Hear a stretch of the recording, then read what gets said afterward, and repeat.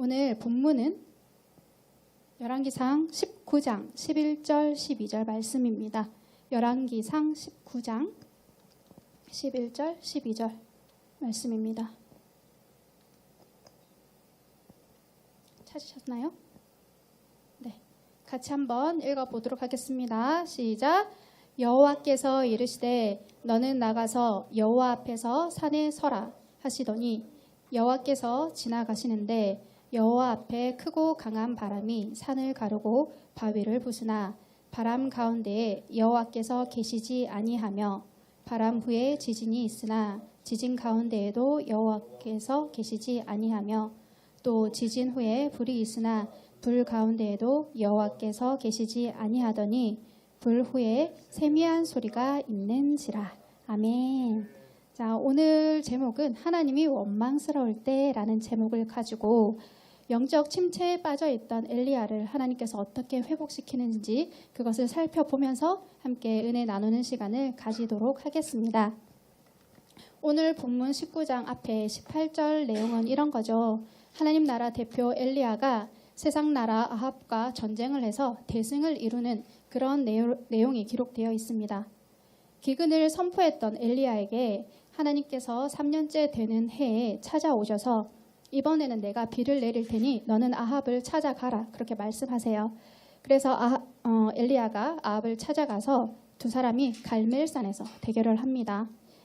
바알과 아세라 신을 믿고 있는 아합의 선지자 850명 대 또 엘리야 한 사람 이렇게 850대 1로 우리가 기도를 해서 각자가 믿는 신에게 기도를 한 다음 불로 응답하는 신이 진짜 신인 걸로 하자. 우리 이렇게 대결하자. 그렇게 해서 싸웠고 최종적으로는 엘리야가 승리하고 그 기세를 몰아서 아합의 선지자를 모두 잡아서 죽입니다. 이렇게 놀라운 이적을 몸소 경험을 하고 선지자로서의 명성을 높일 수 있는 경력의 그 굵은 한 줄을 이렇게 남긴 엘리야인데요.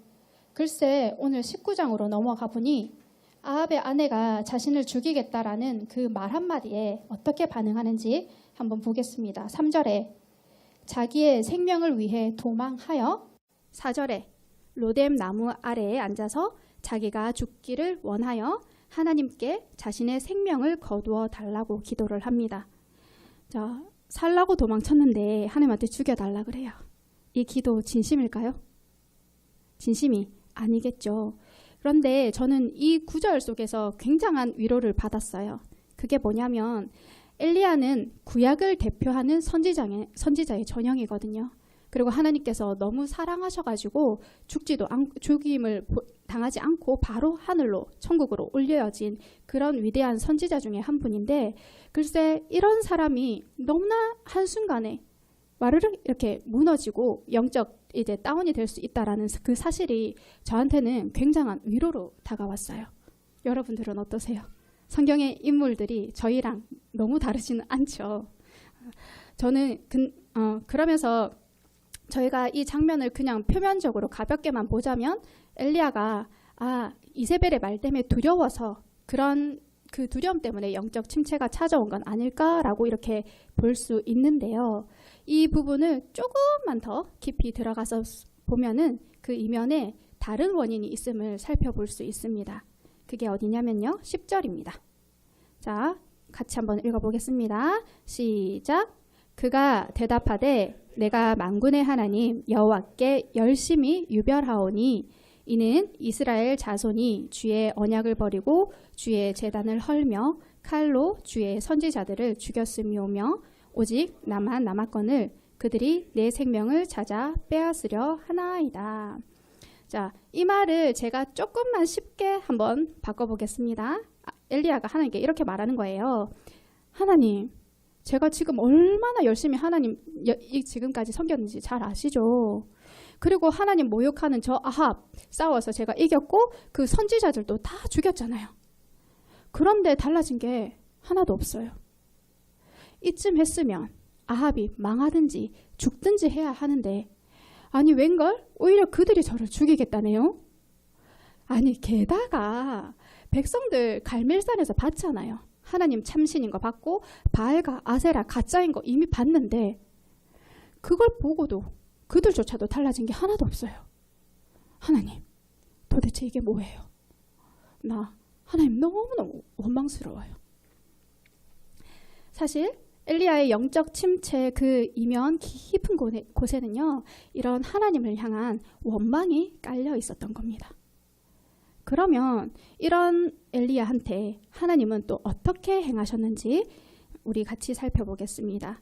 5절로 넘어가서 엘리야가 로뎀 나무 아래에서 잠을 자고 있을 때 천사를 보내세요. 그러고 나서 어떻게 하시냐면 그를 어루만져 일으키시고 떡과 물을 먹이십니다.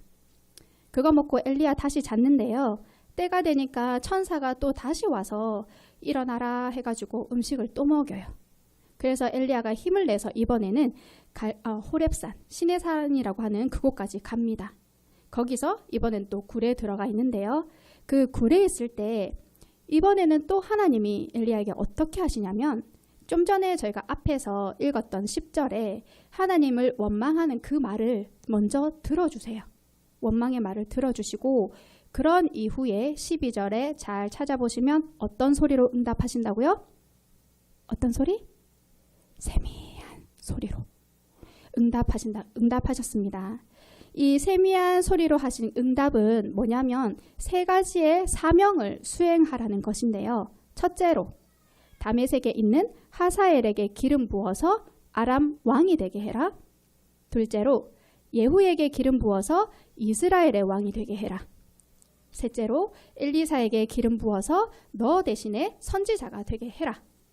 네가 이렇게 하면 17절에 하사엘의 칼을 피하는 자는 예후가 죽일 것이고 예후의 칼을 피하는 자는 엘리사가 죽일 것이다. 이렇게 말씀해 주세요.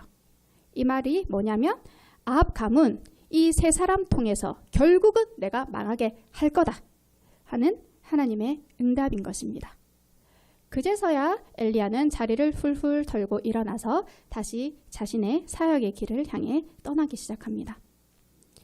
자, 오늘 방금 살펴본 열왕기상 19장에 있는 영적 침체 가운데 있는 엘리야를 하나님이 어떻게 회복시키셨는지 한 번 더 정리해보면 이렇습니다. 먼저 뭐 하셨다고요? 어떻게 해주셨다고요? 천사를 보내서 어루만져 주셨다. 야, 선지자라는 애가 그깟 일로 이렇게 다운되면 돼? 빨리 일어나! 이렇게 혼내신 게 아니고요. 사랑으로 지친 마음을 먼저 이렇게 어루만져 주셨대요. 위로를 주신 것입니다. 그리고 나서 뭐 하셨나? 밥 먹이셨어요. 육신의 회복을 위해서 잠도 충분히 자게 하시고 밥도 먹게 하시면서 그 사명을 감당할 수 있는 이번에는 몸의 체력을 회복하게 그렇게 해주신 것입니다. 그리고 나서 마지막으로 사명을 주셨어요. 엘리야 마음속에 있는 그 원망에 대한 직접적인 응답은 아니었지만 엘리야가 지금 어디서 무엇을 해야 하는지를 정확하게 말씀해 주심으로써 하나님이 지금 일하고 계시고 내가 앞으로도 일할 거야. 그리고 역사의 주관자는 나야 하시는 그 하나님을 엘리야가 깨닫도록 해주셨다는 것입니다. 자, 쉽죠? 재밌죠? 자, 오늘 열왕기상 19장 내용 이 말씀을 정리하면서 제 개인적인 이야기 잠깐 나누고 마치려고 하는데요. 저는 올해 초부터 영적 침체기 가운데 있었습니다. 작년에 제가 공부를 정말 열심히 했잖아요.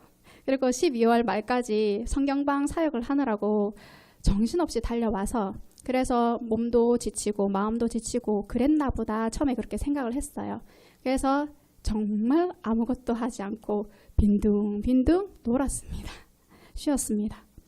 그러던 중에 우리 개청 멤버이자 저의 사랑하는 이모 고 박순열 집사님을 조금은 생각지도 못하게 빠른 시간에 천국으로 보내드리게 됐어요.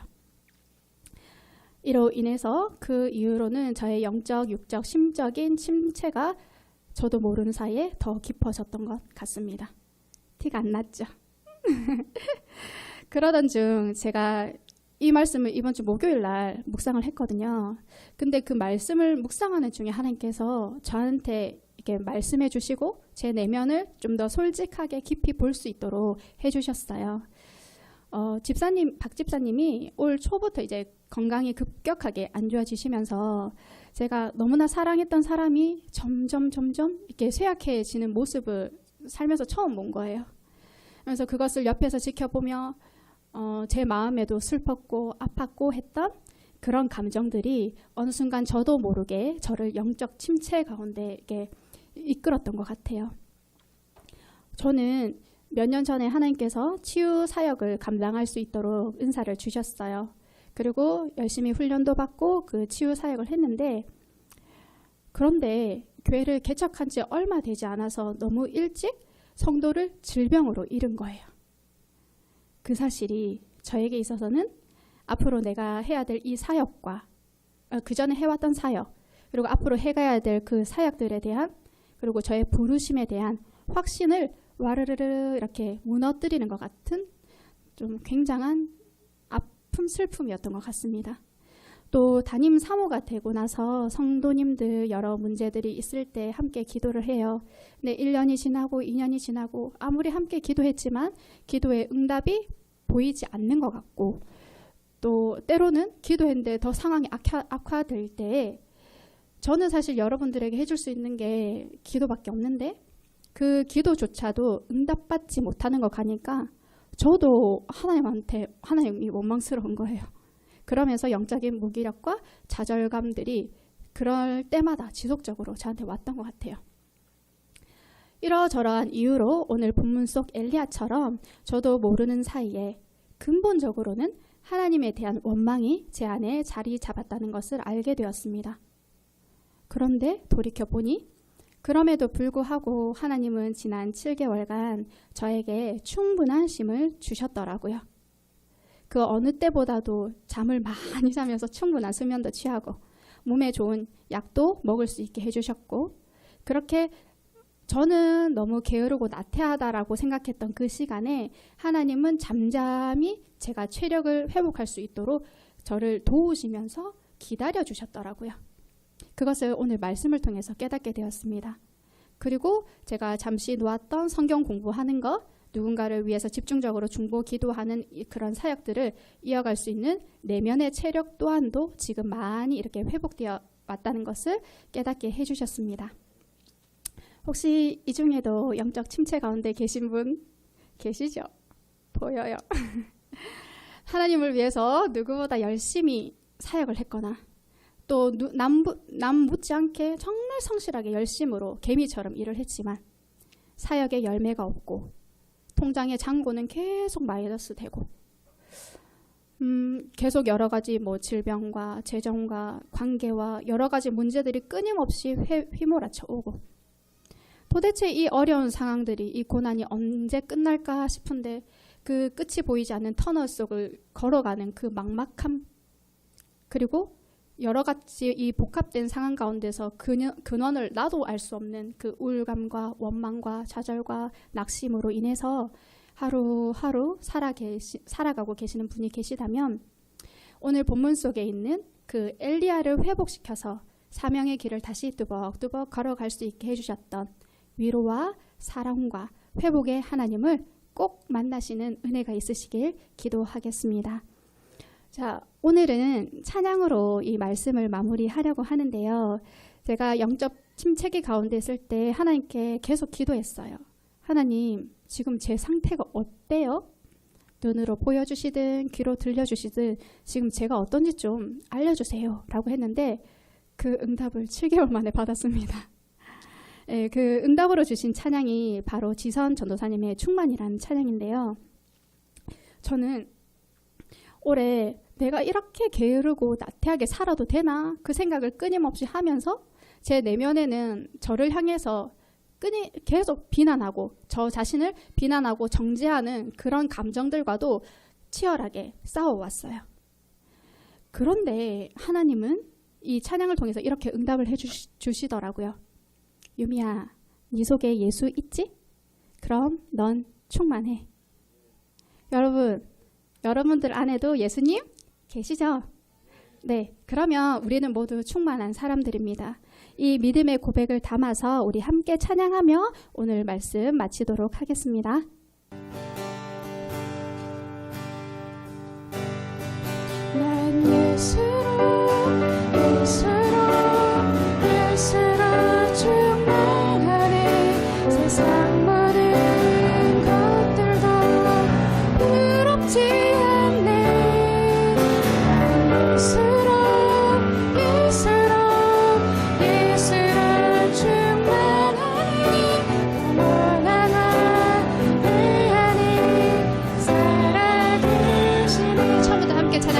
감사합니다.